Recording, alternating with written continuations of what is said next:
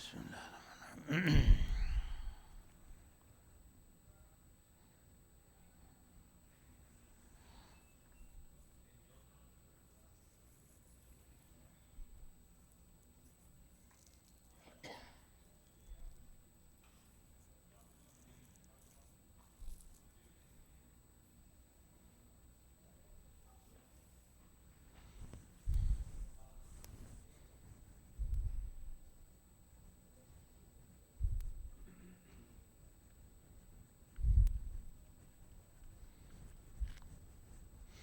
بسم اللہ الرحمن الرحیم۔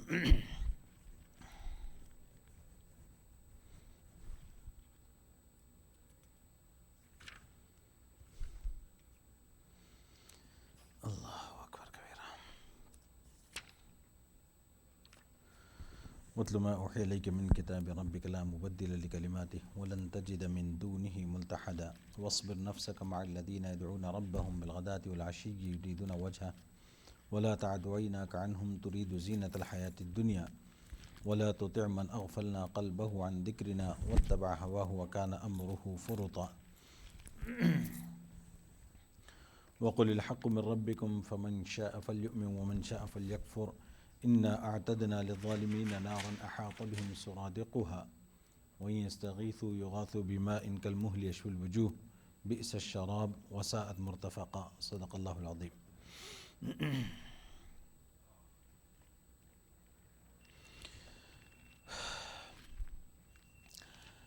جو ہماری بات چل رہی تھی اس میں گزشتہ مضمون آیا تھا کہ اللہ تبارک و تعالیٰ نے وَلَا تَقُولَنَّ لِشَيْءٍ إِنِّي فَاعِلٌ ذَلِكَ غَدًا إِلَّا أَن يَشَاءَ اللَّهُ وَاذْكُر رَّبَّكَ إِذَا نَسِيتَ وَقُلْ عَسَىٰ أَن يَهْدِيَنِي رَبِّي لِأَقْرَبَ مِنْ هَٰذَا رَشَدًا۔ فرمایا تھا کہ آئندہ اگر کسی چیز کی نسبت کوئی کام کرنا ہو تو ایسا نہ کہا کریں کہ میں اس کو کل کر لوں گا، بلکہ اس میں انشاءاللہ کا اضافہ ہو اور انشاءاللہ کے ساتھ وہ بات کہی جائے۔ اور اللہ تبارک و تعالیٰ نے یہ بات فرمائی تھی وَاذْكُر رَّبَّكَ إِذَا نَسِيتَ، اور آپ جب بھول جائیں تو اپنے رب کو یاد کر لیا کیجئے۔ وَقُلْ عَسَىٰ أَن يَهْدِيَنِي رَبِّي لِأَقْرَبَ مِنْ هَٰذَا رَشَدًا۔ اللہ تبارک و تعالیٰ نے بات فرمائی تھی کہ ان لوگوں نے آپ سے یہ پوچھا تھا کہ بھئی اصحاب کہف کون تھے، ان کا کیا واقعہ تھا، تو اللہ تبارک و تعالیٰ فرماتے ہیں کہ آپ ان کو یہ بتا دیجئے کہ اللہ کی ذات سے امید ہے کہ اللہ تبارک و تعالیٰ اس سے بھی قریب ترین بات مجھے رہنمائی کے اعتبار سے بتا دیں گے۔ اور ہم کو معلوم ہے کہ اس سورت کے نزول کے کچھ ہی عرصے کے بعد نبی پاک علیہ السلام ہجرت فرمائے، تو اس وجہ سے اللہ تبارک و تعالیٰ اس کی طرف اشارہ فرما رہے ہیں کہ نبی صلی اللہ علیہ وسلم یہ جو واقعہ یہ لوگ پوچھ رہے ہیں اصحاب کہف کا، اس سے بھی اچھا اور اس سے بھی عجیب واقعہ بھی پیش آنے والا ہے، وہ جو ہجرت کا معاملہ تھا۔ اب ہجرت میں اگر آپ غور کریں تو جس طرح اصحاب کہف 300 سال وہ اپنے غار میں رہے، تو اللہ تبارک و تعالیٰ نے نبی پاک علیہ السلام کو 3 دن رکھا غار میں، لیکن وہ کیسے کتنے قریب کہ حضرت ابوبکر صدیق رضی اللہ عنہ فرماتے ہیں کہ اگر وہ اپنے پیروں کی طرف بھی دیکھ لیتے تو ہم پہ نظر پڑ جاتی، یعنی وہ ہم کو پا لیتے۔ تو اللہ تبارک و تعالیٰ فرماتے ہیں یہ اس سے بھی زیادہ عجیب معاملہ ہے۔ تو وہ اصحاب کہف تو سوتے رہے اور کس غار میں تھے وہ پتہ نہیں تھا، لیکن یہ تو جو ہے غار پہ منہ پہ کھڑے ہیں، حضرت ابوبکر اندر سے ان کو دیکھ بھی رہے ہیں، لیکن اللہ نے ان کو ایسا نظام بنایا کہ وہ نیچے نہیں دیکھ سکے۔ یعنی یہ اللہ تبارک و تعالیٰ فرماتے ہیں کہ یہ وَلَبِثُوا أَن يَهْدِيَنِي لِأَقْرَبَ مِنْ هَٰذَا رَشَدًا،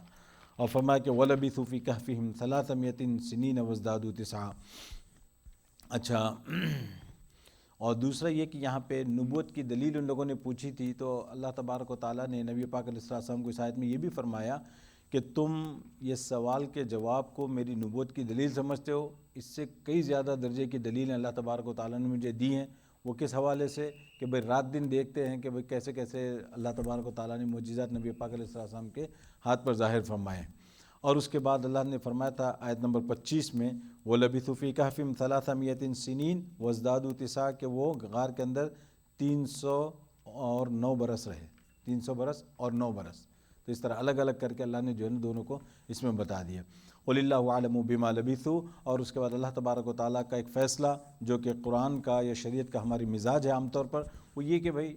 ایسے معاملات کو جن کے نمبر جاننے کا کوئی خاص فائدہ نہیں ہے، فرمایا کہ اللہ تبارک و تعالیٰ کے حوالے کر دو۔ قُلِ اللَّهُ أَعْلَمُ بِمَا لَبِثُوا، اللہ خوب جانتا ہے۔ لَهُ غَيْبُ السَّمَاوَاتِ وَالْأَرْضِ، وہی آسمان و زمین کے غیب کا علم رکھتے ہیں۔ ابصر بِهِ وَاسْمِعْ، اللہ تبارک و تعالیٰ فرماتے ہیں کہ وہ کیسا ہی کچھ دیکھنے والا اور کیسا کچھ سننے والا ہے۔ مَا لَهُم مِّن دُونِهِ مِّن وَلِيٍّ وَلَا يُشْرِكُ فِي حُكْمِهِ أَحَدًا،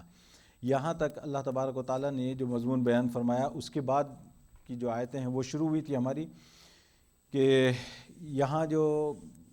سوال کرنے والوں کو اور عام مسلمانوں کو اور سب کو اللہ تبارک و تعالیٰ نے آگے ہدایت دی۔ فرمایا کہ اگر ہدایت چاہتے ہو، سیدھے راستے پر تم رہنا چاہتے ہو، تمہارے لیے کیا چیز ہے؟ فرمایا وَاتْلُ مَا أُوحِيَ إِلَيْكَ مِن کتاب ربک، اللہ کی طرف سے جو چیز آپ کے اوپر نازل کی گئی ہے، آپ کے رب کی طرف سے جو کتاب آپ پر نازل کی گئی ہے، اس کی آپ تلاوت کرتے رہیں۔ کیونکہ اللہ تبارک و تعالیٰ نے یہاں پہ تلاوت کا جو لفظ استعمال فرمایا، اس سے پہلے میں نے جیسے ذکر کیا تھا، تلاوت کے معنی آتے ہیں، تلا یتلو کے معنی آتے ہیں کسی کے پیچھے آنا، کسی کے بعد آنا۔ تو تلاوت کو تلاوت اسی وجہ سے کہتے ہیں کہ پہلے آدمی پڑھتا ہے پھر اس کو فالو کرتا ہے، تو اس وجہ سے جو ہے تلاوت کے معنی آتے ہیں وہ چیز جو پڑھی جائے اور پھر اس پر عمل کیا جائے۔ وَاتْلُ مَا أُوحِيَ، اس کے اندر لفظ کے اندر ہی جو ہے نا اللہ تبارک و تعالیٰ نے دونوں چیزیں جمع فرما دی۔ وَاتْلُ مَا أُوحِيَ إِلَيْكَ مِن کتاب ربک، اور اللہ تبارک و تعالیٰ نے فرمایا کہ یہ کتاب کیوں پڑھی جائے، آخر کیا وجہ ہے، اس کتاب کے اندر کون سی ایسی چیز ہے کہ اس کو پڑھنے کا اللہ تبارک و تعالیٰ حکم دیتے ہیں؟ تو اللہ تبارک و تعالیٰ نے فرمایا کہ لا مبدل لکلماتی، یہ چیز ایسی ہے کہ یہ کتاب ایسی ہے کہ اس کے کلمات کو کوئی بدل نہیں سکتا،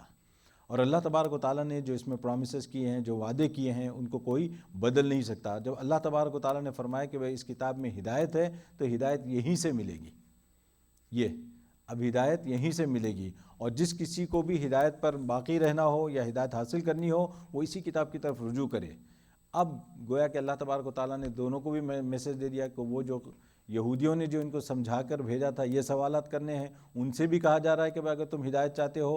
اُتْلُ مَا أُوحِيَ إِلَيْكَ مِن کتاب ربک، اور اسی طریقے سے کفار کو بھی، مشرکین کو بھی، جنہوں نے بذات خود یہ سوال آپ صلی اللہ علیہ وسلم کی خدمت میں پیش کیا تھا، ان سے بھی یہ کہا جا رہا ہے کہ بھائی تم اگر سیدھا راستہ چاہتے ہو تو قرآن کی طرف آؤ، اور پھر عام مسلمانوں کو اور عام انسانیت کو تو ہدایت ہے ہی۔ وَاتْلُ مَا أُوحِيَ إِلَيْكَ مِن کتاب ربک لا مبدل لکلماتہ وَلَن تَجِدَ مِن دُونِهِ مُلْتَحَدًا، اور اس کے سوا آپ کو کوئی پناہ نہیں ملے گی، یعنی اس کے سوا کوئی پناہ نہیں ملے گی کہ کیا مطلب ہے؟ یا نبی پاک علیہ الصلوۃ والسلام کو اللہ تبارک و تعالیٰ فرماتے ہیں کہ نبی صلی اللہ علیہ وسلم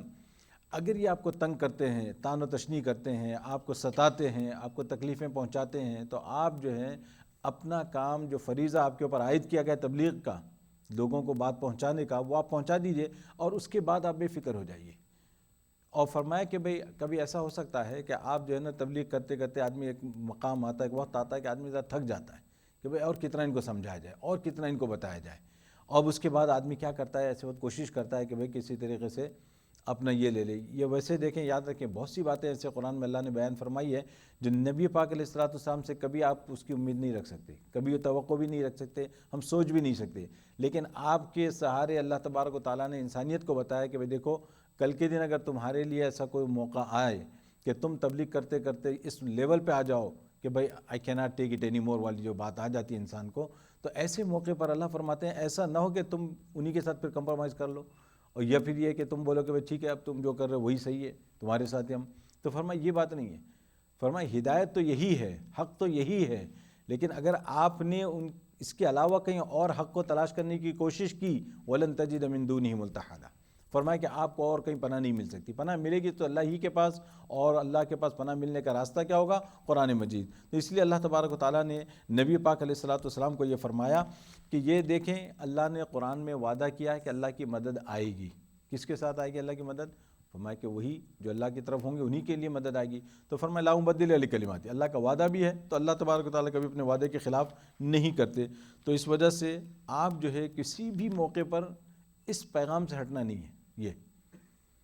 اب یہ ہم زیادہ سے زیادہ یہاں پہ اللہ تبارک و تعالیٰ نے نبی پاک علیہ الصلوۃ والسلام کو جو بات فرمائی ہے کہ بھائی آپ اپنا عمل کرتے رہیے اور اپنے اس میں لگے رہیے، ان کی اگر آپ توجہ دیں گے ان کی طرف، یا ان کے ہر بات کا اگر آپ جواب دینے کی کوشش کریں گے، تو آپ جو کام کرنا چاہ رہے ہیں یا آپ کا جو اتنا عظیم مشن ہے وہ پورا نہیں ہو پائے گا۔ اور دنیا کے اندر آپ نے دیکھا ہوگا کہ بڑے لوگوں کا ایک مزاج ہوتا ہے، مخالفین مخالفت کرتے رہتے، باتیں کرنے والے باتیں کرتے رہتے، لیکن اپنا کام کرنے والا کام کرتا رہتا، اس کی نظر کہیں اور ہوتی ہے۔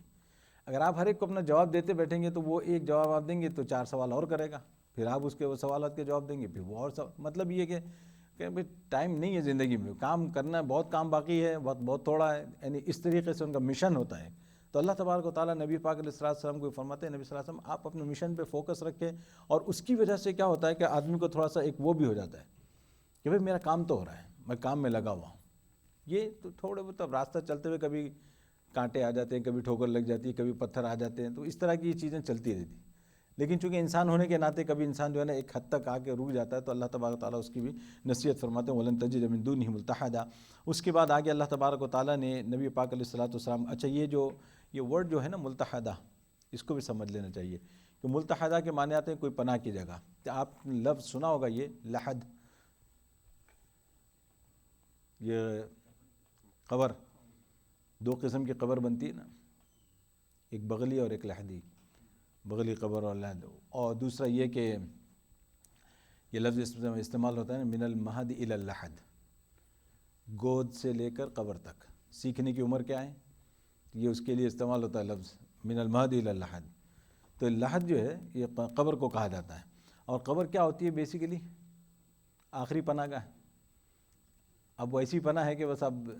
تو یہاں پہ جو ہے نا اس کے بعد اس کو پناہ کے معنی میں استعمال کیا ہے کہ ایک مرتبہ جب آدمی قبر میں پہنچ جاتا ہے تو اپنی انتہا کو پہنچ گیا، وہ آخری اس کی وہ منزل ہے۔ تو فرمایا کہ اسی طریقے سے آپ کو کوئی پناہ نہیں ملے گی، یہ پناہ کے لیے لفظ اس طرح استعمال ہوا ہے وَلَن تَجِدَ مِن دُونِهِ مُلْتَحَدًا۔ اب اس کے بعد آگے جو اللہ تبارک و تعالیٰ نے نبی پاک علیہ الصلوۃ والسلام کو جو نصیحت فرمائی ہے، اور جیسے کہ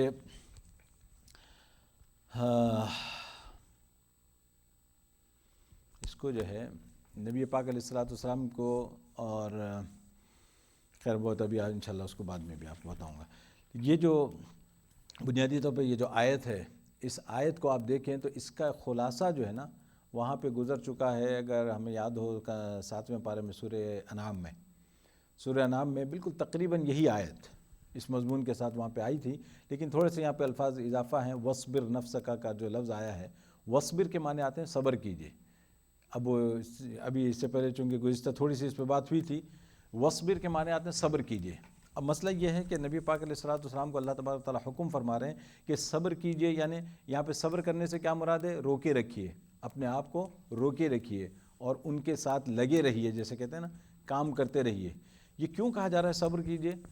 کیونکہ جب آپ کسی گروپ کے ساتھ کام کرتے ہیں یا کسی جماعت کے ساتھ ہوتے ہیں، ایک سے زائد لوگ ہوتے ہیں، تو وہاں پہ کیا ہوتا ہے کہ ضروری نہیں کہ 100% اتفاق ہو، خیالات میں بھی، طبیعتوں میں بھی، کسی میں نہیں ہو سکتا۔ اللہ تبارک و تعالیٰ نے گویا کہ ہمیں ایک گر سکھایا ہے یہاں پہ، فرمایا کہ دیکھو اگر تمہیں دین کا کام کرنا ہے تو اس کا بہت بڑا گر اللہ نے اس لفظ صبر کے ذریعے سے سکھا دیا، وَاصْبِرْ،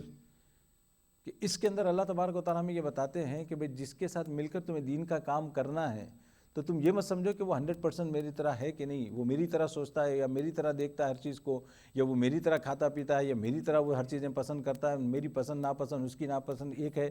فرمایا کہ ان چیزوں میں پڑھنے کی ضرورت نہیں ہے۔ یہ دیکھو کہ بنیادی چیز، جو بیسک چیز جو ہے جس کے لیے تم کام کر رہے ہو، وہ تم سے میل کھاتی ہے کہ نہیں، اس کے ساتھ تمہاری موافقت ہے کہ نہیں۔ اگر وہ چیز تم اس کے ساتھ لے کے چل سکتے ہو تو اس کے علاوہ دوسری چیزوں میں شاید موافقت نہ ہو، لیکن اللہ فرماتے ہیں یہاں پہ تمہیں صبر کرنا ہوگا۔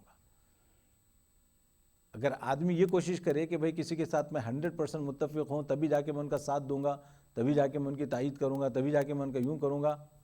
فرمایا کہیں نہیں جا رہے ہیں آپ، وہیں کھڑے رہیے اکیلے۔ کیونکہ یہ معاملہ ایسا ہے کہ ایک ماں باپ کو پیدا ہونے والی اولادیں بھی جو ہے نا، یہ اتفاق اور ہم آہنگی جو ہے نا ایسی ہونا ضروری نہیں ہے، بلکہ ہم دیکھتے ہیں کہ بالکل الٹے جاتے ہیں، ایک اس کو جاتا ہے ایک ویس کو جاتا ہے۔ اب یہ تو اس کی وجہ سے جو ہے نا آدمی کا کام نہیں بن سکتا کسی بھی طرح سے، اور خاص طور پہ جو اللہ تبارک و تعالیٰ نے اس آیت میں جو ہدایت دی ہے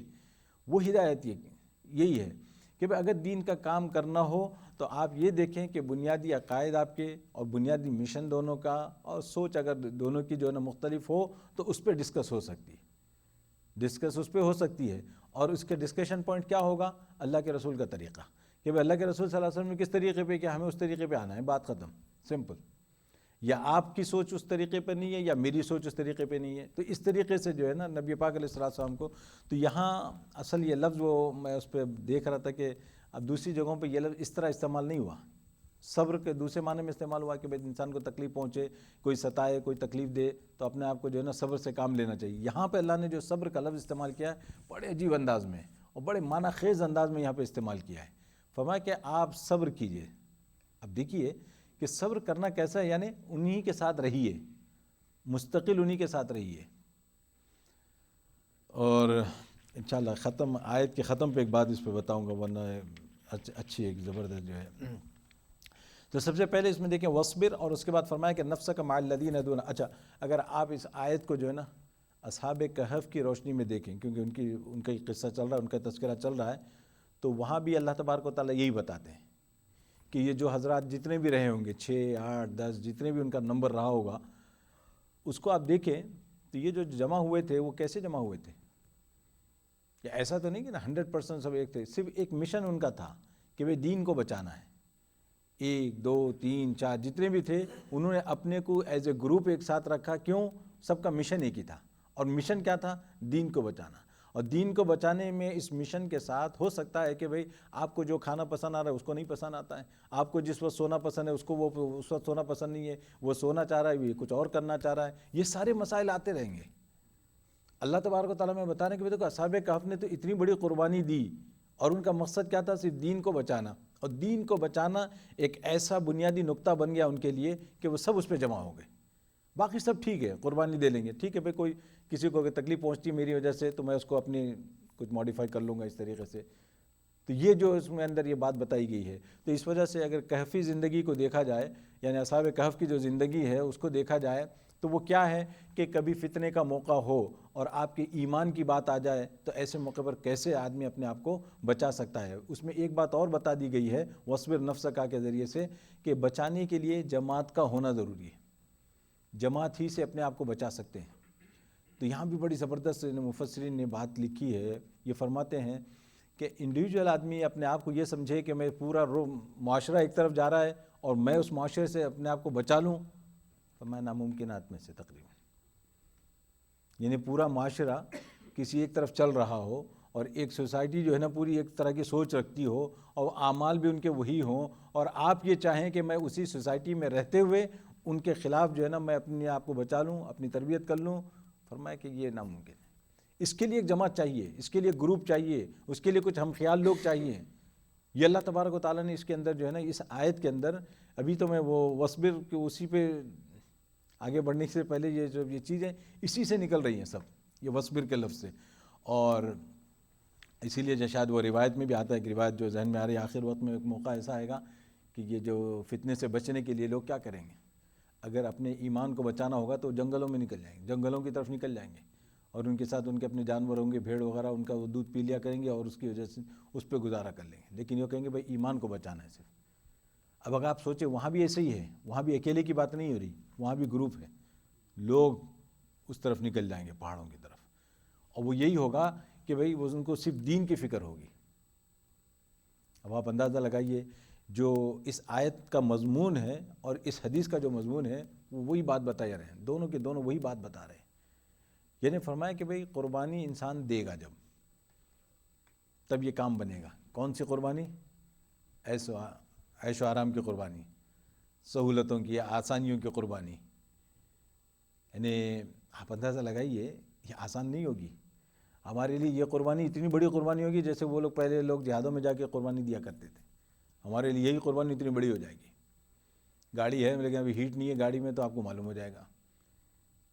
کہ بھئی یعنی ہم، اچھا اللہ کا شکر دیکھیں کہ آپ 10 طرح کے آپ کپڑے پہن لیں، 2 4 موزے چڑھا لیں، جو کر لیں، یعنی وہ سہولتیں ہیں، لیکن انسان کو جو ہے نا وہ ایک ہی یاد آ رہا ہوگا، بھئی پہلے گاڑی میں ہیٹنگ ہوتی تھی تو کچھ کرنا ہی نہیں پڑتا تھا، کتنی آسانی تھی. لیکن یہ قربانی بھی اس وقت کے لیے بہت بڑی قربانی ہوگی.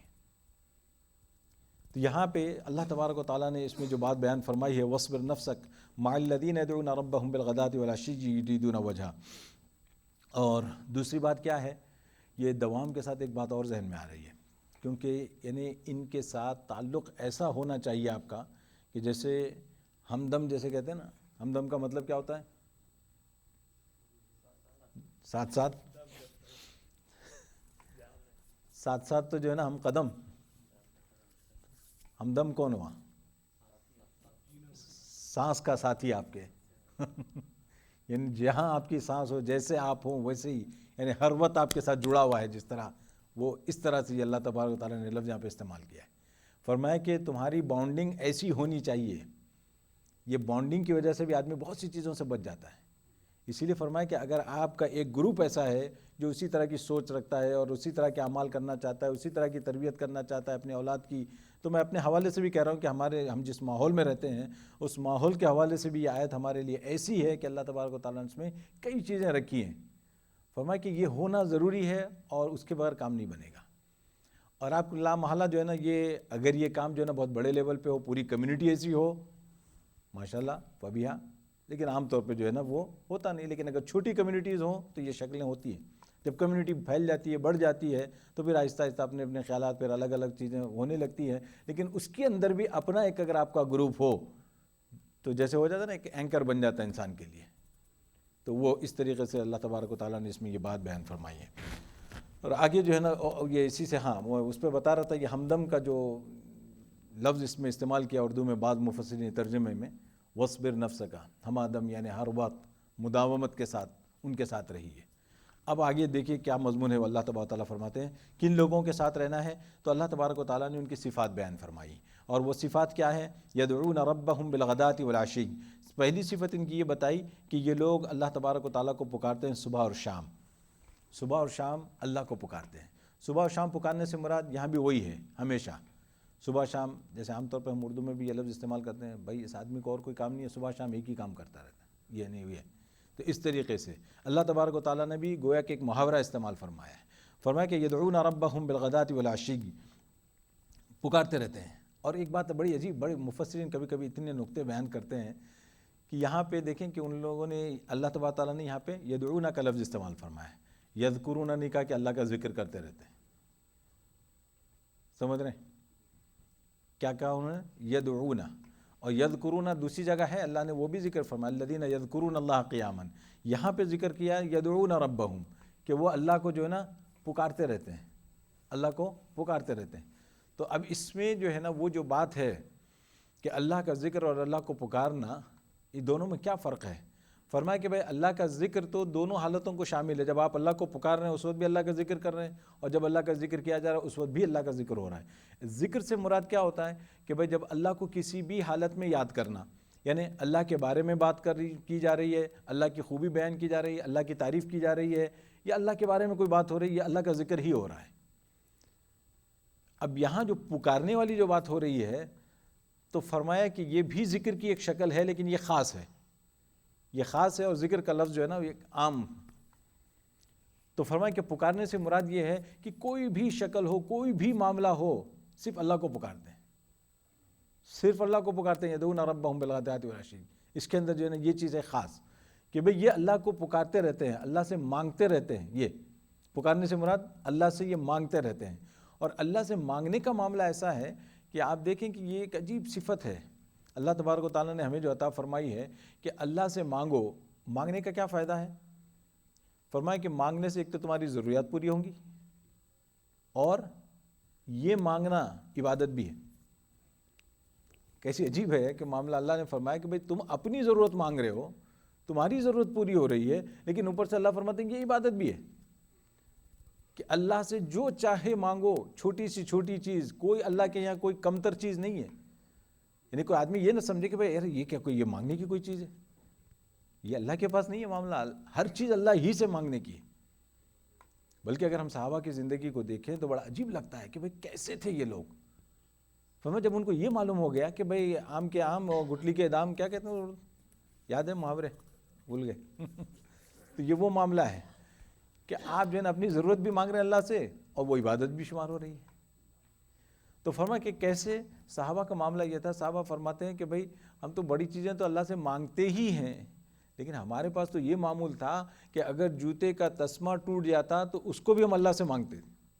جوتے کا تسمہ ٹوٹ جاتا, یعنی مطلب کیا ہوتا کہ بھئی اب جوتا ٹوٹ گیا ہے, اس کو سینا ہے یا اس کو جو ہے نا گانٹھ لگانی ہے, آپ اس سے پہلے کیا کہتے ہیں, اللہ سے پہلے مانگتے ہیں کہ اللہ میرا جوتا ٹوٹ گیا, ذرا اس کو درست کر دیجیے. اب اس کا یہ مطلب نہیں کہ اللہ آ کے درست کر دیں گے, فرشتے کو بھیجیں گے, کریں گے آپ ہی, لیکن اللہ تبارک و تعالیٰ سے پہلے کنیکشن جوڑ لیا کہ یا اللہ اس کو آسان کر دیجیے میرے لیے, یہ میرا. اور فرماتے ہیں کہ گھر میں اگر نمک ختم ہو جاتا تو اللہ سے مانگتے تھے, نمک کو اللہ سے مانگتے تھے. پانی پلا رہے ہیں, خیر حق اللہ. یہ کیونکہ اللہ تبارک و تعالیٰ نے یہ جو فرمایا اس میں کہ صحابہ کی جو بات کر رہا تھا میں, نمک مانگنا, فرمایا کہ نمک بھی اگر, اور چھوٹی چھوٹی چیزوں میں. اور اس میں جو اصل سبق جو دیا جاتا ہے وہ یہ کہ بھئی دینے والی ذات اللہ کی ہے، چاہے وہ بڑی چیز ہو چاہے چھوٹی چیز ہو. اللہ فرماتے ہیں کہ وَإِن مِّن شَيْءٍ إِلَّا عِندَنَا خَزَائِنُهُ، ہر چیز کے خزانے ہمارے پاس ہیں، ہر چیز کے خزانے ہمارے پاس ہیں، مانگو جتنا مانگنا ہو. اور بارہا یہ چیز ہمارے سامنے آ چکی ہے کہ اللہ تبارک و تعالیٰ کی ذات کا معاملہ ایسا ہے کہ دنیا کے معاملات کے برعکس بالکل. دنیا میں آپ کسی سے مانگیں تو وہ کتنا ہی بڑا سخی ہو، ایک مرتبہ 2 مرتبہ 3 مرتبہ دے گا، پھر بولے گا یہ پھر آ گیا ہے، یہ پھر آ گیا ہے. اللہ کا معاملہ الٹا ہے، بالکل برعکس. اللہ کا معاملہ برعکس کس حساب سے کہ اگر وہاں نہیں جاتے تو اللہ کہتے ہیں اچھا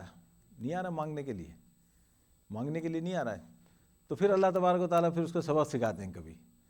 کہیں ذرا سا بیمار کر دیا، کہیں چوٹ لگا دی، کہیں کچھ ذرا سا پریشانی آ گئی، اور دوڑا دوڑا اللہ کے پاس آتے. دیکھیں اللہ کہتے ہیں دیکھا آ گیا نا. یعنی جب آپ مانگتے ہیں اللہ سے تو اللہ خوش ہوتے ہیں،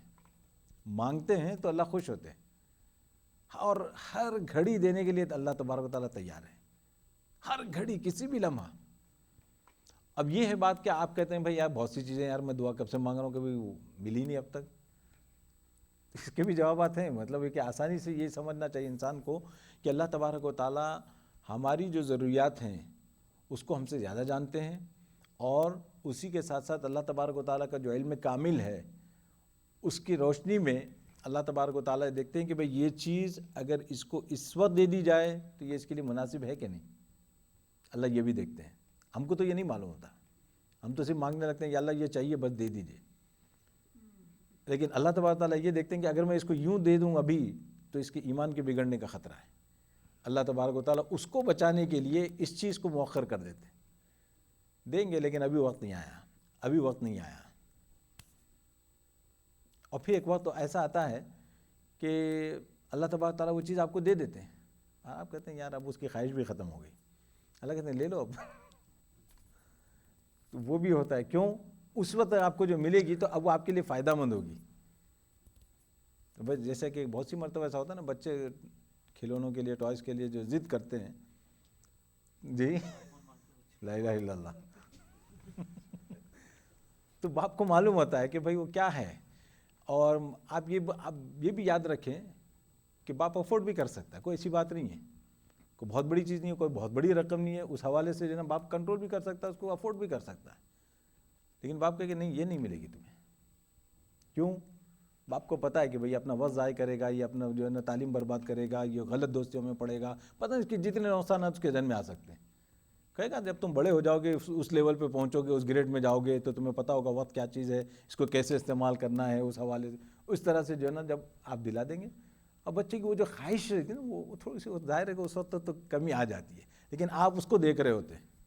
اس کا بھلا چاہتے ہیں. اسی طرح اللہ تبارک و تعالیٰ کا معاملہ، ہر بندے کے ساتھ اس کی بھلائی دیکھتے ہیں اللہ تبارک و تعالیٰ. یعنی اللہ ضائع نہیں کرتے آپ کی دعا کو. یہ نہ سمجھے کہ آدمی کہ ہم نے مانگا لیکن ملا نہیں، اللہ ضائع نہیں کرتے. تو یہ جو بات ہے کہ یدعون ربهم بالغداۃ والعشی، اللہ تبارک و تعالیٰ فرماتے ہیں کہ وہ اللہ کو پکارتے رہتے ہیں صبح و شام. تو اس میں اللہ کا ذکر کرنا بھی آ گیا اور اللہ سے مانگنا بھی آ گیا. لیکن خاص طور پہ یہ یدعون کا لفظ جو ہے نا یہ بتا رہا ہے کہ بھئی ان کا کنیکشن کانسٹنٹلی اللہ کے ساتھ ہے.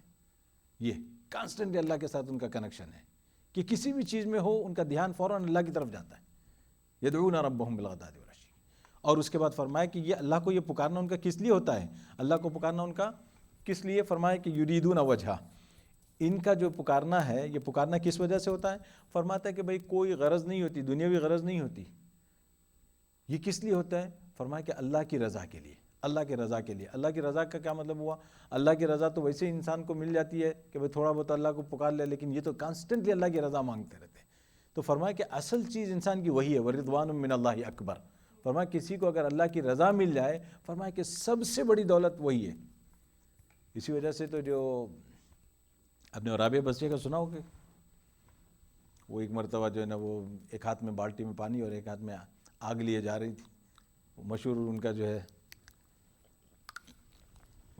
تو کسی نے پوچھا کہ بھئی کہاں جا رہے ہیں؟ کہا کہ یہ اس آگ سے جنت کو جلانے جا رہے ہیں اور جس بالٹی کے پانی سے جہنم کو بجھانے جا رہے ہیں. تو بھئی کیوں؟ تو نے کہا کہ لوگ اس کے خوف سے اور اس کے شوق میں عبادت کرتے ہیں. عبادت تو اللہ کے لیے ہونی چاہیے، عبادت تو اللہ کے لیے ہونی چاہیے. کہا بھئی ان کا لیول تھا وہ مگر یہ کہ اگر یہ شوق اور خوف کی بات نہ ہوتی تو اللہ اس کا ذکر ہی نہ کرتے. اگر اس کی لالچ میں بھی آدمی کر لے تو بھی بڑی بات ہے، کیونکہ اللہ کو معلوم ہے نا ہماری طبیعتیں کیسی ہیں،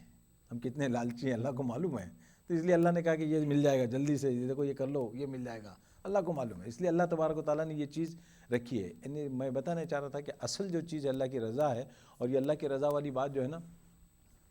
اس کا مطلب کیا ہوتا ہے کہ اللہ اگر مل جائے آپ کو، پھر اس کے بعد کسی چیز کی پرواہ نہیں ہوتی انسان کو. جنت ملے ٹھیک ہے بھائی کوئی بات نہیں، اللہ مل جائے. یہ وہ کس کا واقعہ تھا؟ محمود ایاز، نام سنا ہے؟ جی شعر میں نہیں جاؤں میں، شعر شاعری کی بات نہیں ہو رہی. ہاں ایک ہی صف میں کھڑے ہو گئے محمود ایاز. وہ میں بتا رہا ہوں کہ یہ جو ایاز جو تھا خادم، جو محمود کا جو خادم تھا، کیونکہ ایاز کو جو ہے نا اللہ تبارک و تعالیٰ نے بڑی عقل دی تھی، بڑی سمجھ دی تھی، بہت دور کی جو ہے نا وہ سوچ رکھتے تھے. لیکن یہ کہ کچھ واقعات ایسے ہیں کہ جس کی وجہ سے جو ہے نا وہ آئے تو تھے کہیں دیہات سے کام کرنے کے لیے، کام کرتے کرتے وہ آہستہ آہستہ اتنا قرب ہوا کہ وہ بادشاہ کے اتنے قریب ہو گئے کہ بادشاہ نے ان کو اپنے وزیر کا درجہ دے دیا. جب ان کو وزیر کا درجہ مل گیا تو وہ جو آس پاس حواشی حضرات ہوتے ہیں نا پہلے سے، ان کو بڑی جلن ہوئی، یہ تو ابھی آیا اور اتنا قریب ہو گیا بادشاہ کے، تو بہت آگے نکل گیا، اس کی حالت تو دیکھو. اور جب وہ آئے تھے تو کچھ بھی نہیں تھا ان کے پاس سوائے ایک دو چادروں کے، اپنی جو سونے کے لیے رات میں آرام کرنے کے لیے، اور ایک جوڑا کپڑے. اسی کے ساتھ وہ آئے تھے بادشاہ کے پاس کام کرنے کے لیے. تو انہوں نے کہا کہ یہ کہاں کا رہنے والا، کیسی حالت والا آدمی، اور کتنا آگے بڑھ گیا، قریب بڑھ گیا. تو ان کو جو ہے نا وہ کھلبلی مچی، اور انہوں نے پلاننگ کی کہ بھئی اس کے خلاف کچھ کرنا چاہیے،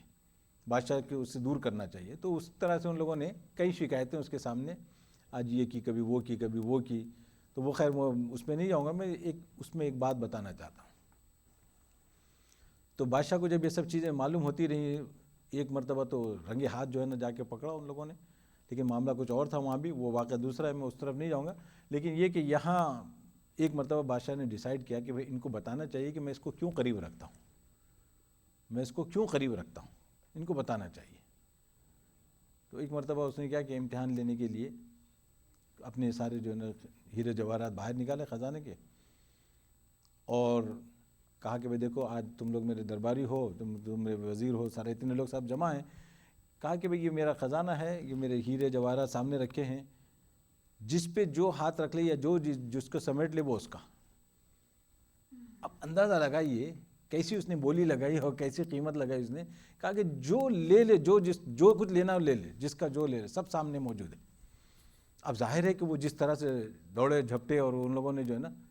اپنے اپنے بساط کے مطابق، اپنے اپنی سمجھ کے مطابق، کسی نے اس ہیرے پہ ہاتھ رکھ دیا، کسی نے اس ہیرے پہ ہاتھ رکھ دیا، کسی نے وہ ہیرا اٹھا لیا، سب کچھ. اب یہ بیچارہ ایاز کھڑا دیکھ رہا ہے کہ بھئی اب میں کیا کروں.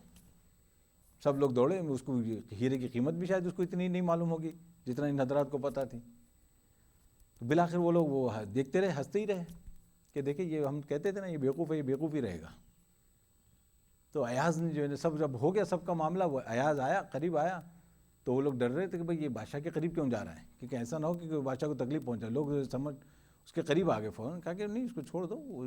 کیا کرنے جا رہا ہے کرنے دو. تو وہ قریب آیا، اس نے قریب آ کے بادشاہ کے سر پہ ہاتھ رکھ دیا. تو کہا کہ بادشاہ میرا ہے. اس نے کہا کہ تم جاؤ وہ ہیرا لے کے جاؤ، تم یہ ہیرا لے لو، تم یہ فلانی دولت لے لو، مجھے بادشاہ چاہیے. تو کہا کہ یہ ہے کس کا خزانہ، یہ چیزیں ہیں کس کی؟ یہی بادشاہ کی ہے. بادشاہ مل جائے تو یہ چیزیں کہیں نہیں جا رہی. دیکھیں تو یہاں بھی اللہ تبارک و تعالیٰ نے یہ جو بات بتائی ہے نا، یریدون وجہ، اللہ کی رضا چاہتے ہیں، اور اللہ کو راضی کرنا ہے اصل معاملہ. اور ایک بات یہ بھی ضرور سن لیں اور اس کو اچھی طرح اپنے ذہن میں محفوظ کر لیں، اللہ کی رضا کا معاملہ دنیا کے انسانوں کی طرح نہیں ہے. دنیا کے انسانوں کا کیا ہے، آپ کو یہ بھی سن لیں کہ آپ کسی کے ساتھ زندگی بھر کے لیے آپ احسان کرتے رہیں، احسان کرتے رہیں، احسان کرتے رہیں، کبھی کوئی خلاف طبیعت بات پیش آ جائے، یا کبھی کوئی ایسا موقع آ جائے کہ بھئی بات بنی نہیں، آپ کرنا چاہتے تھے ہوا نہیں، کچھ ایسے حالات ایسے کچھ ہو گئے، تو اب انسان کیا کرے گا؟ شکوہ فوراً. آپ کہیں گے یار اتنے عرصے سے تو کرتے آ رہا ہوں، یہ تو سب کچھ ہوا ہے. کہ نہیں، وہ انسان فوراً شکوہ کرے گا، ہاں بھائی وہ کیوں کریں گے، وہ تو اب وہاں پہ کیا ہوتا ہے کہ دوسرے انداز میں ہم کہتے ہیں دوسرے رخ سے آدمی جاتا ہے، ہاں وہ بڑے آدمی ہیں، وہ یہ ہیں، وہ اگر کر دیں تو ٹھیک ہے، ورنہ وہ کیوں کریں گے، ہم کو کیوں دیکھیں گے، ہمارے ٹھیک ہے تھوڑا بہت کیا ہوگا پہلے انہوں نے، اب وہ اس کو تھوڑا کیونکہ وہ ایکنالج بھی کرنا ہوتا ہے، تھوڑا بہت کیا ہوگا، لیکن ایک یہ تھوڑی کہ اب ایسے موقع پہ چھوڑ دیا اکیلے اور یوں ہی ضرورت ہی ہمیں جو بھی ہے، انسان جو ہے نا وہاں پہ شکوہ کرتا ہے، ٹھیک ہے، اب اس کے بعد جو ہے نا راستے الگ ہو جاتے ہیں، پھر وہ بھول جاتا ہے اتنا عرصہ اس نے آپ کا ساتھ دیا، اتنا آپ کی مدد کی، سب کچھ کیا، انسان بھول جاتا ہے۔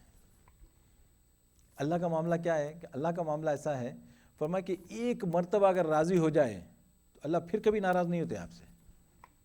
یہ بڑی عجیب بات ہے، میں یہ چاہ رہا تھا کہ آپ اس کو لکھ لیں ذہن میں، اس کو نوٹ کر لیں کہ اللہ کو ایک مرتبہ آپ راضی کر لیں پھر اللہ ناراض نہیں ہوں گے، بس اس کو مینٹین کرنا ہے۔ اب آپ یہ نہیں کہ آپ بڑی مزے کی رکھی نا اللہ نے، بٹن اپنے پاس ہے، میں کب راضی ہوں گا نہیں معلوم، راضی کرتے رہو تم، مگر یہ نہیں بتاؤں گا کب راضی ہوں گا، یہ ایک چیز اللہ نے اپنے پاس رکھی ہوئی ہے اور کہا ہے تم کرتے رہو، ہو سکتا ہے بہت چھوٹے عمل سے اللہ راضی ہو جائیں، بہت چھوٹے عمل سے اللہ راضی ہو جائیں، وہ حدیث میں ہی تو ذکر ہے، فاحشہ نے جو ہے نا کتے کو پانی پلا دیا تو اللہ تبارک و تعالیٰ نے اس کی مغفرت کر دی، کیسے جو ہے نا کتنا چھوٹا عمل ہے، تب اس کا مطلب ہے کہ سارے لوگ اب کتوں کو پانی پلائیں گے جا کے، یہ مطلب نہیں ہے، وہاں سے بتانا یہ ہے کہ دیکھو اللہ تبارک و تعالیٰ کو انسان کی کون سی ادا پسند آ جاتی نہیں معلوم، کس ادا پہ مغفرت ہو جائے نہیں معلوم، ہم کوئی گارنٹی نہیں دے سکتے، اسی لیے جو ہے نا اس میں ایک سلسلے میں کہاوت بھی ہے، کرتے رہو ڈرتے رہو، یعنی اللہ سے ڈرتے بھی رہو، پتہ نہیں ہمارا عمل قبول ہوگا نہیں ہوگا، لیکن رکنا نہیں ہے، کرتے رہنا ہے، اور اسی وجہ سے جو ہے نا اللہ سے ہمیشہ امید کے ساتھ کرنا ہے، مجھے اللہ کی ذات سے امید ہے کہ اللہ یہ میرا عمل قبول فرمائیں گے، تو فرمایا کہ یریدون وجہ، کہ وہ لوگ کیا کرتے ہیں اللہ تبارک و تعالیٰ کی رضا کی خاطر، اللہ کی خوشنودی کی خاطر، کیونکہ یہ اللہ کی رضا، اللہ کی خوشنودی کے اوپر اتنا بولا جا سکتا ہے کہ اس کے اوپر آپ بات کرتے ہی رہیں کہ اللہ تبارک و تعالیٰ کا معاملہ، لیکن ایک بات یاد رکھیں کہ اللہ کو راضی کرنا بہت آسان ہے، دنیا کے لوگ ایسے چھوٹی چیزوں پر راضی نہیں ہوتے، اللہ تبارک و تعالیٰ کہتے ہیں میں چھوٹی سی چیز پہ بھی راضی ہو جاتا ہوں، تو ایک فارسی کا شعر ہے، رحمت حق بہا نمی جوید، رحمت حق بہا نمی جوید، لکھنے میں ایگزیکٹلی ویسے ہی ہے، پڑھنے میں جو ہے نا دونوں ایگزیکٹلی وہی ہے مصرے، رحمت حق بہا نمی جوید، رحمت حق بہا نمی جوید، اب کچھ نہیں فرق سمجھ میں آئے گا، حالانکہ دونوں کا مطلب الگ ہے، اللہ تبارک پہلے شعر میں کہا جا رہا ہے رحمت حق بہا نمی جوید، یعنی اللہ تبارک و تعالیٰ کی رحمت جو ہے آپ پر برسنے کے لیے کوئی بہانہ ڈھونڈتی ہے، کسی بھی بہانے سے آپ پر اللہ اپنی رحمت کرنا چاہتے ہیں، کسی بھی بہانے سے، رحمت حق بہا نمی جوید، یا نون ادھر لگے گا آپ، یعنی اللہ کی رحمت جو ہے نا کوئی بہت بڑا عمل آپ سے نہیں مانگتی کہ آپ پہ عمل آپ کی رحمت برسانے کے لیے، بہت بڑی محنت بہت بڑی مشقت کا کوئی آپ سے کام نہیں مانگتے اللہ، رحمت حق جو ہے نا بہانہ ڈھونڈتی ہے، بس اندازہ لگائیے، کسی بھی عمل پہ کسی بھی بہانے سے اللہ تبارک و تعالیٰ معاف کرنا چاہتے ہیں بندوں کو، اسی وجہ سے آپ نے حدیث میں سنا ہوگا تو حیرت ہوتی ہے کہ بھائی آدمی فجر کی نماز سے ظہر پڑھ لے تو جتنے گناہ بیچ میں وہ سب معاف، عصر پڑھ لی تو درمیان میں جو کچھ بھی ہوا وہ معاف، اللہ تعالیٰ فرماتے ہیں وضو کر لے انسان تو اس کے گناہ دھل گئے، اور فلانا کام کر لے تو اللہ معاف، یعنی مطلب یہ کہ اللہ نے لین لگا رکھی ہے، تو اس کا مطلب یہ کہ ایک دن نماز پڑھ کے آدمی کہے کہ میں تو معاف ہو گیا اب تو ضرورت نہیں، یہ بات نہیں ہے، بس اللہ تبارک و تعالیٰ کا معاملہ یہ کہ آپ کرتے رہیں اور اللہ کے اوپر چھوڑ دیں، اللہ سے ڈرتے ہیں، یریدون وجہ کا معاملہ یہ ہے، اور خالص اللہ تبارک و تعالیٰ کی رضا کے لیے جو ہے نا وہ یہ اپنا کام کرتے ہیں۔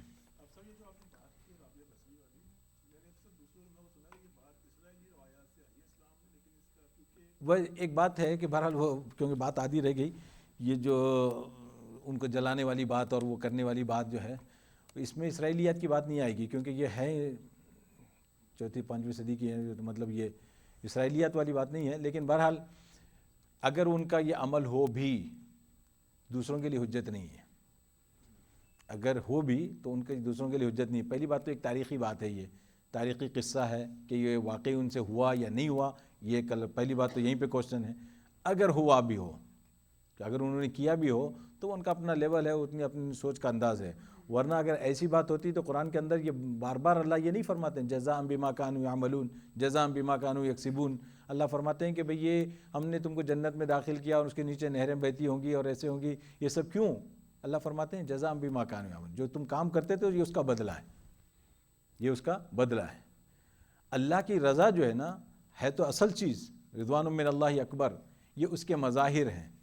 جب کوئی آدمی آپ سے راضی ہوتا ہے تو کیا صرف یہی بولتا ہے کہ میں آپ سے راضی ہوں، میں آپ سے راضی ہوں؟ آپ کے ساتھ احسان کرتا ہے، سلوک کرتا ہے، آپ کے ساتھ اچھا معاملہ، یہ ان میں سے ایک ہے۔ جنت کا داخلہ، جنت میں نعمتوں کا ملنا، یہ ان میں سے ایک ہے۔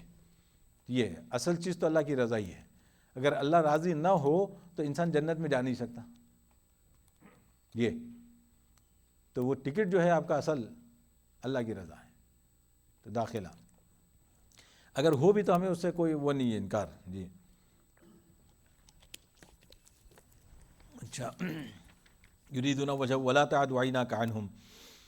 اور فرمایا کہ آپ کی دونوں آنکھیں ان سے نہ ہٹنے پائیں۔ یہاں بھی دیکھیں اللہ تبارک و تعالیٰ نے ایک محاورہ استعمال فرمایا کہ یعنی وہ ہمیشہ آپ کے سامنے ہو، یعنی یہ تو ہو نہیں سکتا ہمیشہ آپ کی نگاہوں کے سامنے ہو، کا مطلب یہ ہے کہ آپ کی نظر کرم ان پر ہو، ہمیشہ آپ کی نظر التفات ان سے نہ ہٹے۔ یہ کیسی بڑی بات ہے۔ ایک تو ہے کہ آپ ساتھ ہیں، ساتھ ہوتے ہوئے بھی تو آدمی ناراض رہ سکتا ہے نا،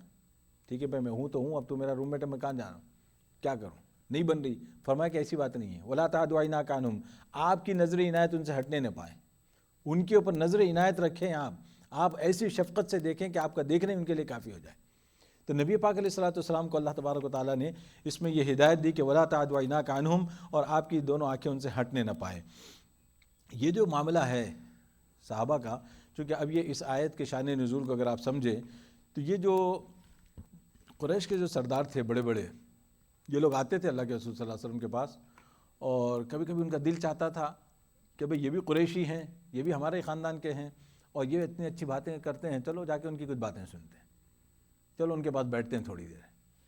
اور معاملہ یہ تھا کہ اللہ کے رسول صلی اللہ علیہ وسلم کی کشش ایسی تھی، جو آتا وہ تو پھر آپ کا ہی ہو کے ہو جاتا۔ تو یہ لوگ کیا کرتے تھے، اس کو بہانہ بناتے تھے کہ بھئی آنا تو ہم چاہتے ہیں، تمہاری باتیں بھی سننا چاہتے ہیں، تم اچھی باتیں بھی کرتے ہو، مگر یہ جو لوگ بیٹھے ہیں نا تمہارے ساتھ، اس کی ٹوپی دیکھو، اس کا کرتا دیکھو، اس کی بال دیکھو، اس کی بو آ رہی ہے اس کے پاس سے، یہ اس طرح ان کو ذرا ہٹا دو، ہم ذرا بڑے لوگ ہیں، ہم شان والے لوگ ہیں، ہم بان والے لوگ ہیں، ہمارے جو ہے نا معیار کے مطابق یہ نہیں جمتے یہ لوگ، ذرا ان کو ذرا دور کرو۔ یہ مجلس میں اگر ہوں اور اس مجلس میں ہم آ جائیں تو ہماری خفت ہو جائے گی، ہماری توہین ہو جائے گی، ان کو اگر ہٹا دیں آپ تو ہم آپ کے پاس آ سکتے ہیں۔ اور آپ کو معلوم ہوگا کہ نبی پاک علیہ الصلوۃ والسلام کی فکر ایسی تھی، آپ صلی اللہ علیہ وسلم کے دل میں کڑن ایسی تھی، آپ صلی اللہ علیہ وسلم کچھ بھی کرنے کے لیے تیار تھے محض اس لیے کہ یہ ایمان لے آئیں، کہ یہ ایمان لے آئیں۔ آپ صلی اللہ علیہ وسلم کو بڑی فکر ہوتی تھی کسی طرح سے کہ ایمان لے آئیں، اور یہ تو میرے ہی صحابہ ہیں، یہ تو میرے ہی لوگ ہیں کہ اگر میں ان کو ہٹا بھی دوں تو ان کو نقصان نہیں ہوگا، اور یہ اس کو خیال نہیں کریں گے، اس کو برا نہیں مانیں گے اس کا یہ لوگ۔ اب اس صورت پہ جائیے عبس وتولی ان جاءہ الاعمی پہ، اس کو تھوڑی دیر کے لیے آپ تازہ کر لیں ذہن میں۔ عبداللہ ابن مکتوم رضی اللہ تعالیٰ عنہ جو نابینا صحابی تھے، اللہ کے رسول صلی اللہ علیہ وسلم کے پاس آواز لگاتے آ رہے ہیں، یا اللہ کے رسول، اے اللہ کے نبی آپ کہاں ہیں، کیونکہ نظر تو آتا نہیں تھا ان کو۔ تو اب اللہ کے رسول صلی اللہ علیہ وسلم صحابہ کے ساتھ، وہ ان کے ساتھ بیٹھے ہوئے ہیں کفار کے ساتھ، ان سے باتیں ہو رہی ہیں، اللہ کے رسول صلی اللہ علیہ وسلم کو دین کی بات سنا رہے ہیں، اور وہ صحابی جو ہے نا وہ پکارے آ رہے ہیں، تو اللہ کے رسول صلی اللہ علیہ وسلم کو ذرا ناگوار گزرا کہ بھئی ان کو اسی وقت آنا تھا، یہ کسی اور وقت آ جاتے یا بعد میں آ جاتے، میرا ان کے ساتھ تعلق تو ایسا ہے کہ کسی بھی وقت بات ہو سکتی ہے، لیکن یہ اس وقت آئے ہوئے ہیں، اس موقع کے ساتھ ان سے بات ہو جائے تاکہ جو ہے نا پھر یہ اسلام لے آئیں۔ وہ اور یہ آیتوں کو جو ہے نا آپ ملا کے دیکھیں تو اللہ تبارک و تعالیٰ نے وہاں پہ تو صاف حضرت عبداللہ ابن ام مکتوم رضی اللہ تعالیٰ عنہ کا معاملہ تھا، ان جاءہ الاعمی، یعنی وہ جو نابینا صحابی، لیکن یہاں پہ جو بات ہو رہی ہے حضرت صہیب، حضرت عمار، حضرت عبداللہ ابن مسعود اور دوسرے جو صحابہ تھے جو خستہ حالت تھے، یعنی دنیاوی اعتبار سے ان کے پاس ایسی آن بان شان شوکت ایسی، اور کپڑوں کا یہ ایسا کوئی سلیقہ نہیں تھا، ان کے پاس افورڈیبلٹی نہیں تھی، تو اسی حساب سے جس طرح سے رہتے تھے۔ تو یہ جو ہے نا اللہ تبارک و تعالیٰ نے جو ہے نا یہاں پہ نبی پاک علیہ الصلوۃ والسلام کو یہ فرمایا کہ بھائی نبی صلی اللہ علیہ وسلم آپ ان کے ساتھ رہیے، کیوں کہ آپ ان کے ظاہر کو مت دیکھیے، ان کے ظاہر پہ مت جائیے کہ یہ کون لوگ ہیں، فرمایا کہ وہ یہ قیمتی ہیرے ہیں۔ اور اللہ کے رسول صلی اللہ علیہ وسلم کو یہاں پہ جو بات بتائی گئی ہے اس کے ذریعے سے ایک اور بھی جو ہے نا ایک نقطہ، ہر ایک کے اپنا وہ ہوتا ہے، ذہن بعض حضرات نے یہاں سے جو ہے نا ایک بات یہ بھی بتائی ہے، فرمایا کہ اس سے جو ہے نا ایک بات ہمیں بتائی جاتی ہے کہ بھائی کبھی کوئی کام شروع ہوتا ہے یا کبھی کوئی چیز شروع ہوتی ہے، کوئی آرگنائزیشن شروع ہوتی ہے یا کوئی مدرسہ شروع ہوتا ہے یا کوئی بھی ایسی چیز شروع ہوتی ہے، تو اس وقت آپ کے جو شروع کے ساتھی ہوتے ہیں ان کو ساتھ رکھیے، ان کو جو ہے نا یہاں پہ یہی بات کہی جا رہی ہے کہ یہ نقطہ ہے اس میں، یعنی مطلب یہی بات نہیں کہی جا رہی، اس میں ایک نقطہ یہ بھی بتایا گیا کہ فرمایا کہ اس وقت کے جو پہلے جو کام کرنے کے جو آپ کے جو رفیق ہوتے ہیں، جو آپ کے مددگار ہوتے ہیں، ان کو آپ مت بھولیے، کیونکہ بہت سی مرتبہ ایسا ہوتا ہے کہ جب آرگنائزیشن اوپر چلی جاتی ہے یا ایک لیول پہ آ جاتی ہے تو پھر ذرا پیچھے ان کو جو ہے نا، اور اس وقت خاص طور پہ جو مالی اعتبار سے آدمی وہ کیپ اپ نہ کر سکے آپ کو، تو آدمی ویسے ان کو اگنور کرنا شروع ہو جاتے ہیں، پھر آپ ان کو جو ہے پیچھے کر دیتے ہیں۔ تو اللہ تبارک و تعالیٰ جو ہے نا اس کے اندر بھی کیسے کیسے میسج رکھیں گے، یہ آیت تو کی ہے تو ہمارے ذہن میں کچھ چھوٹی چیزیں آ رہی ہیں اور پتہ نہیں کتنے لوگوں کے ذہن میں کتنی چیزیں آتی ہوں گی۔ تو قرآن کا معاملہ ایسا ہی ہے کہ یہ وقت کے ساتھ ساتھ جیسی جیسی ضرورت ہوتی جاتی ہے اس میں سے جو ہے نا چیزیں نکلتی رہتی ہیں۔ تو اللہ تبارک و تعالیٰ نے یہاں پہ یہ جو بات فرمائی ہے، یریدون وجہ ولا تعد عیناک عنہم، فرمایا کہ آپ اپنی نظر عنایت ان سے نہ ہٹائیں، اور یہ بھی اللہ تبارک و تعالیٰ نے فرما دیا کہ بھئی ان کی ظاہری حالت پہ نہ جائیں، اصل جو چیز ہے وہ ان کا دل ہے، ان کے اعمال ہیں، اور ان کا آپ کے ساتھ خلوص ہے، اور آپ کے مشن کے ساتھ ان کا خلوص ہے۔ اب مسئلہ یہ تھا کہ یہ جو ایمان لے آتے تو اللہ تبارک و تعالیٰ آگے کیا فرماتے ہیں؟ ترید زینت الحیات الدنیا، ترید زینت الحیات الدنیا،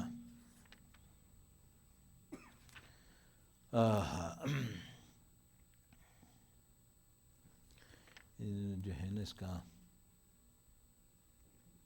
آپ لوگوں کے پاس کوئی ترجمہ ہے اردو میں؟ ویسے ترجمہ لفظی ترجمہ تو کر سکتا ہوں،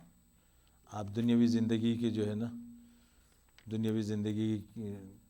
کا ارادہ فرماتے ہیں، دنیاوی خواہش کا، ترید زینت الحیات الدنیا، کہ آپ دنیا کی زندگی چاہتے ہیں، دنیا کی زندگی کی زینت چاہتے ہیں، بس تریدو، یعنی نبی پاک علیہ السلام کو پوچھا جا رہا ہے۔ یعنی اب آپ دیکھیں کہ اللہ تبارک و تعالیٰ کیسے ایک طرح سے آپ صلی اللہ علیہ وسلم کے اوپر کتنی مشکل ہوگی آیت۔ اب نبی پاک علیہ السلام کی سوچ کو آپ سامنے رکھیں تھوڑی دیر کے لیے، آپ صلی اللہ علیہ وسلم کا کیا ارادہ ہے، آپ کیا سوچ رہے ہیں کہ آپ صلی اللہ علیہ وسلم یہ سوچتے ہیں کہ بھئی یہ اگر ایمان لے آئیں، یہ بڑے ان کے سردار ہیں، یہ ایمان لائے تو ساری قوم کا ایمان لانا آسان ہو جائے گا، ساری قوم ان کے پیچھے چل پڑے گی، سب مسلمان ہو جائیں گے۔ آپ صلی اللہ علیہ وسلم یہ سوچ رہے ہیں، اس سوچ کی وجہ سے آپ صلی اللہ علیہ وسلم چاہتے ہیں کہ ان کے ساتھ ایک نشست ہو جائے، ان کے ساتھ الگ بات ہو جائے، ان صحابہ کو اس میں آنے کی اجازت نہ ہو، کوئی بات نہیں۔ اللہ کیا فرماتے ہیں؟ ترید زینت الحیات الدنیا، اے نبی آپ دنیاوی زندگی کی رونق چاہتے ہیں، کیوں کہ یہ پیسے والے لوگ ہیں، یہ اثر والے لوگ ہیں، ان کو سے اللہ نے نوازا ہوا ہے، تو آپ یہ چاہتے ہیں ان کے ذریعے سے یہ چیز حاصل ہو۔ اب اللہ کے رسول صلی اللہ علیہ وسلم کیا سوچ رہے ہیں اور اللہ کیا کہتے ہیں، کتنا فرق ہو گیا ہے۔ تو اس سے جو ہے نا یہ بات ایک اور سمجھ میں آتی ہے کہ بعض مرتبہ انسان کو جو ہے نا آپ کی نیت بھی اچھی ہوگی، سب کچھ ہے، لیکن اگر آپ نے بتایا نہیں، واضح نہیں کیا،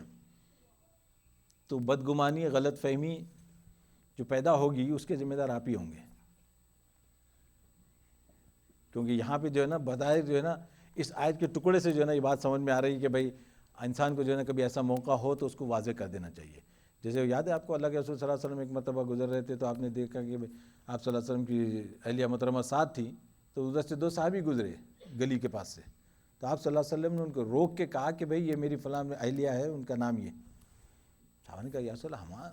یعنی آپ کے بارے میں ہم کیسے گمان کر سکتے ہیں؟ آپ صلی اللہ علیہ وسلم فرمایا میرا کام ہے بتا دینا، شیطان جو ہے نا رگوں میں دوڑتا ہے انسان کے،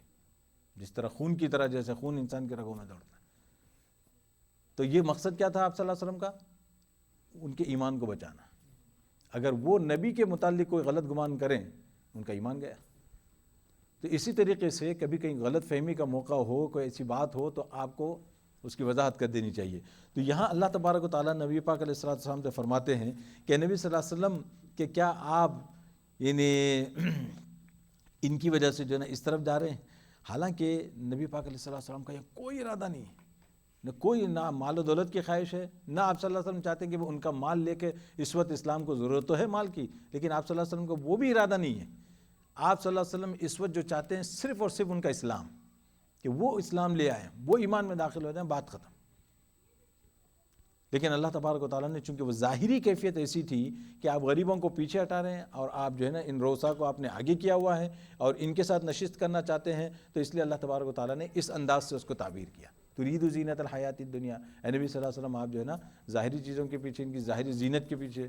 جاتے ہیں۔ اس کے بعد اللہ تبارک و تعالیٰ نے نبی پاک علیہ الصلوۃ والسلام کو ہدایت فرمائی۔ خیر میں بوتل کو دیکھ کے پیاس زیادہ لگ رہی۔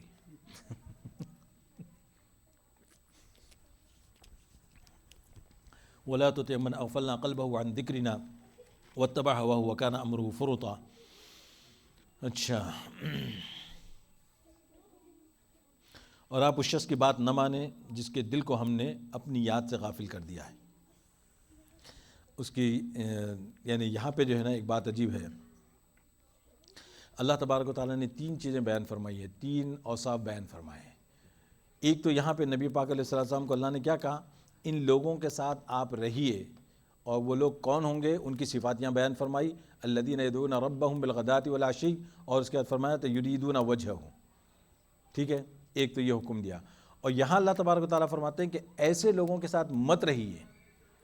ایک ہے تو اللہ نے دونوں چیزیں بتا دی، کس کے ساتھ کمپنی رکھنی ہے اور کس کے ساتھ کمپنی آپ کو نہیں رکھنی ہے، کس کے ساتھ آپ کو نہیں رہنا ہے، وہ چیز اللہ نے یہاں پہ فرمایا کہ وَلَا تُطِعْ مَنْ أَغْفَلْنَا قَلْبَهُ عَنْ ذِكْرِنَا، اے نبی صلی اللہ علیہ وسلم آپ اس شخص کا کہنا نہ مانیے جس کے قلب کو ہم نے اپنی یاد سے غافل کر دیا ہے۔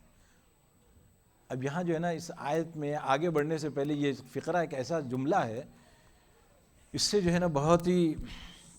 ڈیپ اللہ تبارک و تعالیٰ نے معنی مراد لیے ہیں۔ فرمایا کہ بھائی آپ یہ دیکھیے کہ اللہ یہ فرماتے ہیں کہ اگر کوئی اللہ کی یاد میں لگا ہوا نہ ہو، اگر کوئی دین پہ نہ چلتا ہو یا اللہ کے احکامات کو نہ پورا کرتا ہو، تو اللہ تبارک و تعالیٰ کیا فرماتے ہیں،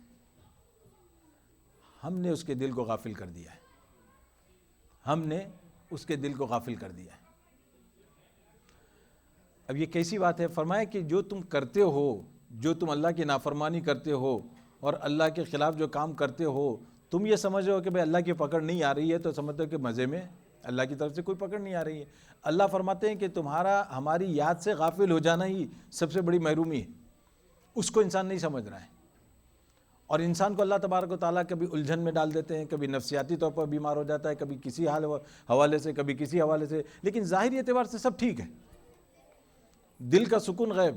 دل کا چین ختم۔ اللہ تبارک تعالیٰ فرماتے ہیں وَلَا تُطِعْ مَنْ أَغْفَلْنَا قَلْبَهُ عَنْ ذِكْرِنَا، اللہ کی یاد، اللہ کے پاس آنا، اللہ کے احکامات کو پورا کرنا، یہ اللہ کا انعام ہے۔ فرمایا اللہ تبارک و تعالیٰ نے کہ ہم نے اس کو غافل کر دیا اپنے ذکر سے۔ کیوں؟ اللہ کا ذکر بہت بڑی نعمت ہے، تم جیسے نافرمانوں کے لیے یہ چیز سوٹ نہیں کرتی، یعنی اللہ فرماتے ہیں کہ جب تم نہیں آنا چاہتے ہو تو ہم تمہیں دور ہی کر دیتے ہیں۔ اور یہ جو بات ہے نا وَلَا تُطِعْ مَنْ أَغْفَلْنَا قَلْبَهُ عَنْ ذِكْرِنَا، اس کے بعد وہ یاد آیا کہ ایک شاگرد نے جو ہے نا استاد سے پوچھا کہ بھائی ہم نے سنا تھا کہ جب انسان گناہ کرتا ہے یا کوئی ایسے کام کرتا ہے تو اس کا جو ہے نا وبال جو ہے نا آتا ہے، کبھی تو کوئی وبال نہیں دیکھا، یہی تھا، ایسے ہی پوچھا اس نے، اور کہا کہ بھائی کیونکہ وہ نیک آدمی تھے، وہ بھی انہوں نے جو ہے نا اسی طرح پوچھا اپنے استاد سے، کہا کہ میں سارے کام کرتا ہوں، میری تہجد بھی جاری ہے، قرآن بھی پڑھتا ہوں، سب کچھ ہو رہا ہے، کوئی چیز ایسی نقصان کی نظر نہیں آ رہی۔ تو انہوں نے جو ہے نا استاد نے پوچھا کہ اچھا ٹھیک ہے، تہجد میں مزہ آتا ہے؟ تو انہیں پڑھتا ہوں میں، تو انہوں نے کہا کہ نہیں میں کچھ اور پوچھنا چاہتا ہوں۔ تو تہجد تو ہوتی ہے، تو ہاں جیسے پہلے دل لگتا تھا اب دل نہیں لگتا، میں پڑھتا تو ہوں لیکن اب دل نہیں لگتا تہجد میں۔ انہوں نے کہا کہ یہ تمہارے لیول کی سزا ہے، ایک وہ لیول ہے کہ کسی کو تہجد ہی سے اللہ محروم کر دیتے ہیں، لیکن تمہارا چونکہ پچھلا ریکارڈ صحیح ہے تو اللہ تبارک و تعالیٰ نے اس پہ تو تمہیں باقی رکھا ہے، لیکن جو اس کی لذت ہے عبادت کی وہ ختم ہو گئی، یہ بھی اللہ کی طرف سے سزا ہے۔ یہ وَلَا تُطِعْ مَنْ أَغْفَلْنَا قَلْبَهُ عَنْ ذِكْرِنَا، اللہ کے ذکر سے تمہارے دل کا دور ہونا، اس کو جو ہے نا اللہ نے فرمایا کہ اس کو ہم نے غافل کر دیا ہے۔ فرمایا نماز تو پڑھے رہے، سارے کام ہو رہے ہیں، مزہ نہیں آ رہا ہے۔ اب آدمی سمجھ لے کہ اللہ تعالیٰ فرماتے ہیں کہ یہ ہماری طرف سے سزا ہے، اور ایک سزا وہ ہوتی ہے اس سے بڑی سزا کہ وہ اس کو اللہ کے اپنے گھر میں آنے کی توفیق نہیں دیتے، اس کو اپنے گھر میں آنے ہی کی توفیق نہیں ہوتی، تو کم از کم جس کو گھر میں آنے کی توفیق ہوئی وہ اللہ کے سامنے رو کر گڑ گڑا کر مانگ تو سکتا ہے، یا اللہ آپ نے یہاں تک پہنچا دیا، آگے والی بھی نعمت دے دیجیے، اللہ سے انسان مانگ سکتا ہے۔ تو یہ جو ہے نا ہر ایک کے لیول کے اعتبار سے اللہ تبارک و تعالیٰ فرماتے ہیں کہ ہم نے اس کے دل کو جو ہے نا ہماری یاد سے غافل کر دیا. ہر ایک کا الگ الگ لیول ہے. ٹائم بہت اللہ تبارک و تعالیٰ سے دعا ہے کہ اللہ تبارک و تعالیٰ ہم سب کو عمل کی توفیق عطا فرمائے.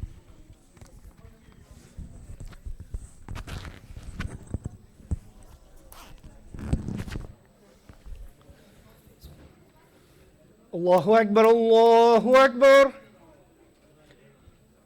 اللہ اکبر اللہ اکبر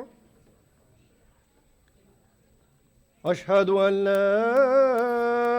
الہ الا اللہ